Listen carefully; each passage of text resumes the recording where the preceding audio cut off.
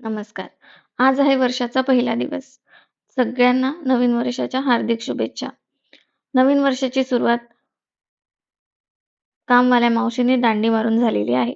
त्यामुळे मी जेमतेम रात्रीच भांडे घासून घेतले, कारण की सकाळी तेवढा वेळ नाही मिळत. मग चहा ठेवला.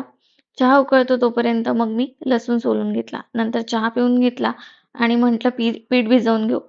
म्हणजे ते जोपर्यंत मी भाजी करते तोपर्यंत ते मुरेल. मग त्यासाठी लागेल तेवढं पीठ गाळणीमध्ये काढून घेतलं. मी नेहमी पीठ गाळत नाही, पण ह्यावेळेस जरा गव्हाचे जास्तच मोठे-मोठे दाणे त्यामध्ये होते. त्यामुळे मी ते गाळून घेतलं आणि मग भिजवून घेतलं. पीठ मुरायला बाजूला ठेवलं, तोपर्यंत भाजीची तयारी करून घेतली. मी आज बटाट्याची आणि वाटाण्याची सिंपल भाजी करणार होती. त्यामुळे आधी बटाटे सोलून घेतले. छोटे-छोटे बटाटे होते त्यामुळे सोलायला जरा त्रासच झाला. मग ते कट करून घेतले आणि त्यानंतर मग कॉफी बनवायला घेतली, कारण की घरातले बाकीचे लोकं कॉफी पितात.